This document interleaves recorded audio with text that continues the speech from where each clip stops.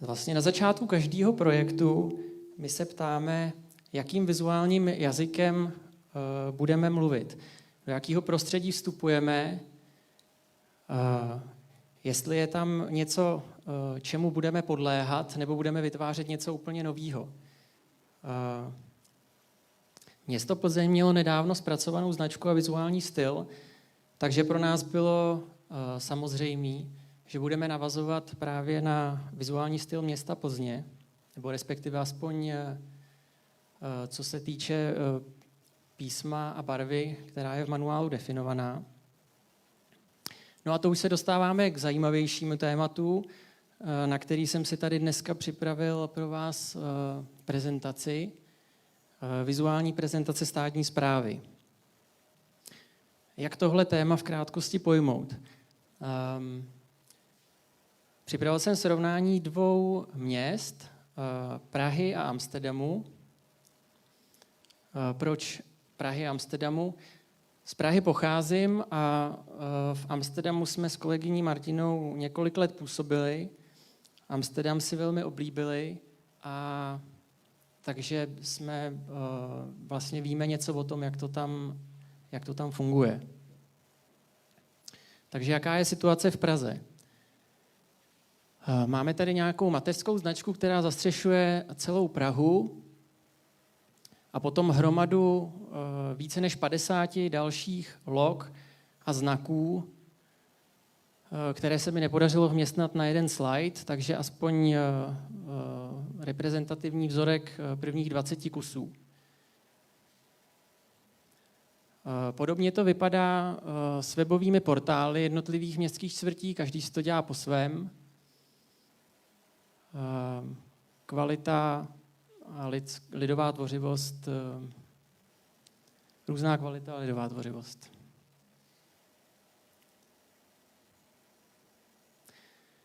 A tohle je do třetice. Nám v Praze chybí vlastně aplikovaný jednotný vizuální styl. A tenhle problém tady ilustruju touhle mojí fotografií z mého osobního archivu z návštěvy Městského soudu, kde můžete vidět, jakým způsobem je tam řešený navigační systém nebo navigační značení. Tohodle, rád bych řekl, důstojný instituce. Tady je pro srovnání město Amsterdam, které má sice větší počet obyvatel než Praha, ale z nějakého důvodu si vystačí s jednou jedinou značkou, respektive systémem značení, který pokrývá i vlastně dílčí městské části. Amsterdam má jeden webový portál, který slučuje všechny městské části, na kterých najdete přehled veškerých městských služeb, ať potřebujete vyřídit nový pás, parkovací lístky nebo třeba zjistit informace o komunálním odpadu. Vizuální styl Amsterdamu je propracovaný, zahrnuje aplikace od zmíněného webového portálu, onlineové komunikace přes tiskový formáty obsahující komunikaci směrem od města k občanům po všemožné fyzické aplikace, včetně navigačního značení. Proč vám tohle říkám? 3 důvody, proč je jednotná prezentace důležitá, jaký to má výhody. A nechci mluvit o estetice, protože estetika je téma komplikovaný a do jisté míry subjektivní, přestože dneska už máme vědecký výzkumy potvrzující významný vliv estetiky na kvalitu našeho života, je potřeba si uvědomit, že grafický design je daleko víc než hezký obrázky. Tak za prvé navigace. Vlastně sjednocením prezentace, díky sjednocení prezentace se stávají úřady pro občany přehlednější, přístupnější, ale i důvěryhodnější. My máme v oboru mezi kolegy takový už zaběhlý přísloví, nebo rčení, který podle mě velice dobře reflektuje ten absurdní stav. Je to samé, jako kdybychom ve fotbalovém týmu měli hráče a každý měl na sobě jiný dres. Ekonomie.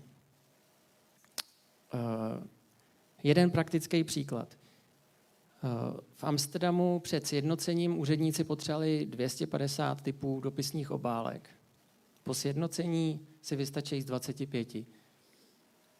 Není potřeba dělat žádný složitý matematický výpočty na to, aby jsme si uvědomili, že je daleko úspornější vytvořit jeden systém, než desítky značek, vizuálních stylů, webových portálů, tiskových formátů a aplikací identity nebo řešení informací na různých fyzických objektech.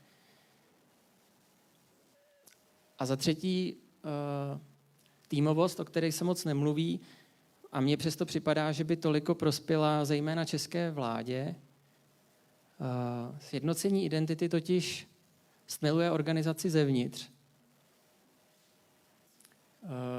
Jednotliví zaměstnanci potom táhnou více za jeden provaz. Odlišná identita má naopak vytváří prostředí distancované a více konkurenční.